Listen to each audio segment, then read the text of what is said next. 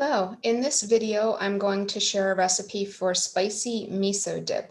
This is a good dip to eat right now because you can eat it with raw vegetables or other things that you enjoy dipping. It can be good for a picnic or barbecue, or if you just are looking for some kind of snack to eat right now with lots of vegetables from the garden and the farmer's market. If you're going to make the dip, you will need miso or a substitution, and I will provide some suggestions. You'll need chili paste or sauce. Paste is recommended, and I'll provide some recipes that will make something not quite a paste, but more like a sauce. So if you can get a paste, that would be best.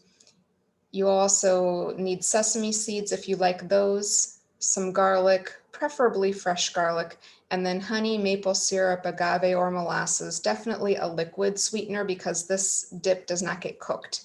So you're going to want the liquid sweetener to mix easily into the dip. And then also some sesame oil and potentially some water. Filtered water is recommended if you're using tap water because the different compounds in the water like calcium and different things can impact the flavor of your foods. So filter the water to reduce things like fluoride and calcium in the water. So what is miso? If you're not sure, you might have some in your pantry that you want to use. If so, great. If you are just curious about how to make this dip and need to get the ingredients, know that miso is a fermented paste that is made by fermenting soybeans and rice, and the fermentation is meant to enhance the flavor of foods. You'll find it in things like ramen and different rice dishes from East Asian cultures. If you have to buy some miso and aren't sure what to get, you might have the option of white or red. Know that white miso is more rice than beans, and it tends to be fermented for less time, so it's not quite as strong. It has a sweeter flavor. Red miso has more beans than rice and is fermented longer, so it's going to have a stronger flavor. You can get soy-free varieties of miso. I will also offer some suggestions of what you can do if you want to avoid soy and use maybe a different kind of bean to make a paste. There is a company down in Maryland too that I get that makes this particular type of miso is made with sesame seeds instead of soybeans. Most of their miso is made with soybeans, but this one is made with sesame. It also has some wheat to help to thicken it a bit because the sesame seeds are not going to be quite as thick as a soybean. So know that there might be other options out there, and I'll provide some suggestions as well.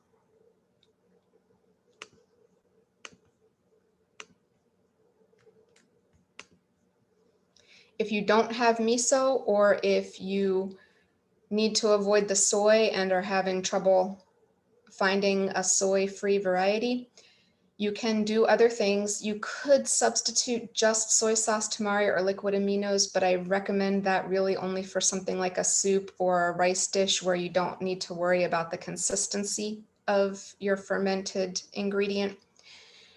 If you're going to make a dip like this though, the miso is actually a half a cup for the full recipe. And so to do a half a cup of liquid instead of a half a cup of paste can be a problem.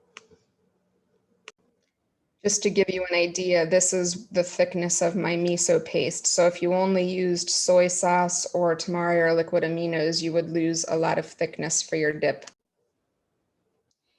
Another option then is to take a solid and mix it with a liquid. I recommend that if you are doing a solid, preferably something like tahini, that again comes from sesame seeds, but tahini is a paste. And you can also just mash up beans, which is what I'm going to show you here.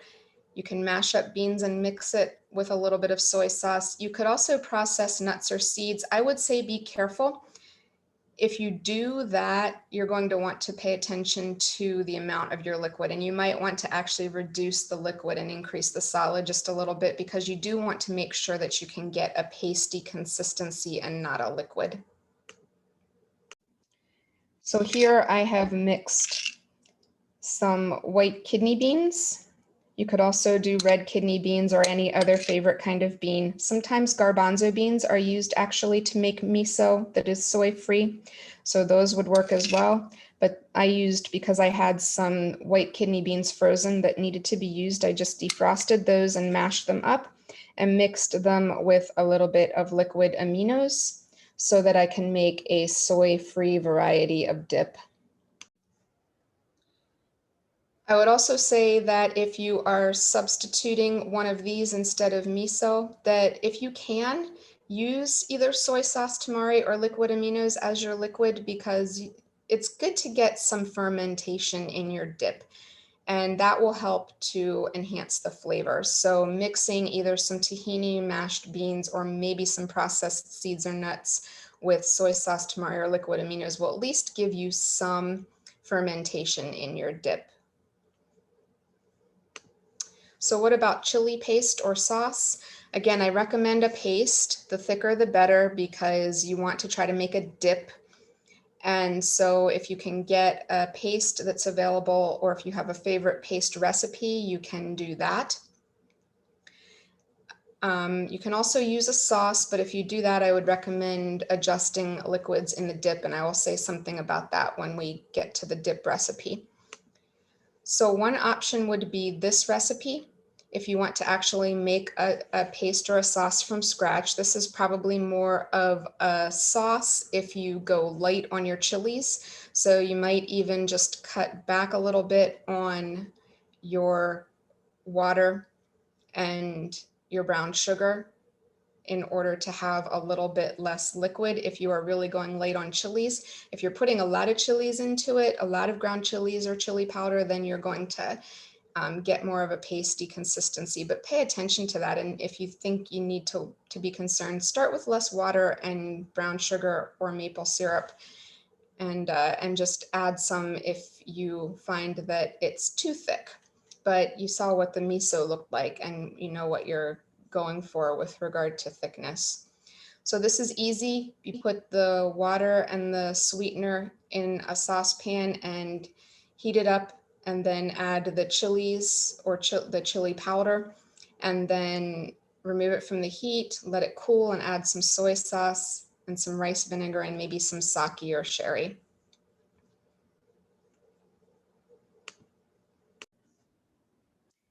So this is what this looks like. It's more of a sauce, really, if you do it with a full third of a cup of water and a third of a cup of sweetener, and then add some ground up chilies or chili powder.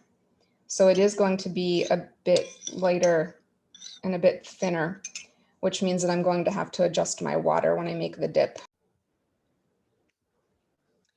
Another option is to mix some lime juice or vinegar with some stemmed, seeded, and chopped fresh chilies or some chili powder, and just whisk them together, potentially with a pinch of salt and sugar. This will yield more of a liquid though too. So if you're doing this, know that you're going to need to reduce the water, or maybe don't even add any water to start, because you might not need any at all. But this will work as well for more of a sauce than a paste. It really, again, depends on how many chilies you put in it and whether you're using fresh chilies that yield some liquid versus dried chilies or chili powder, which will actually help to absorb the liquid that's in the mixture. And then a third option is just to take some ground chili pepper powder, something like cayenne, although be careful with that because it's really hot. You might even just mix several kinds together, maybe some cayenne with a milder powder like Korean gochujang, which is even available in the grocery store in the spice aisle. That will work as well, and mix that with a little bit of liquid. You can mix it even just with some water, lemon juice, or lime juice. If you've done your miso substitution with soy sauce or tamari or liquid aminos, then you might just want to skip those this time, and that makes sense. So if you do this, again, pay attention to consistency. If you need to, add a bit more of the powder and get it a bit thicker. This will keep for a while if you end up with any extra. So you don't need to worry about wasting it. You could use it for something else, or if you don't mind, you could add a bit more into the dip if there's a little bit extra left over. It'll just make for a spicier dip. So here is the dip recipe. You need a half a cup of that miso or miso substitution. You'll need 3 tablespoons of your chili paste, or maybe it's a sauce. And if you have some sesame seeds, toast them. I recommend, if you really like sesame seeds and you have a mortar and pestle, that you actually lightly crush those sesame seeds, because that will help to release some of the flavor. A little bit of garlic, and then some honey, maple syrup or agave, and some sesame oil, and whisk all of those together and see what kind of consistency you have before you add any water. It could be extremely thick if you are using miso paste and chili paste, in which case you're going to need to add some water to get it to your preferred consistency. But if any of the other ingredients you're using are somewhat liquidy, then you might not need any water at all. So here I'm just lightly crushing my sesame seeds with my mortar and pestle. And if you do this and you've toasted the seeds, you can get the aroma of the seeds that will be released by lightly crushing them.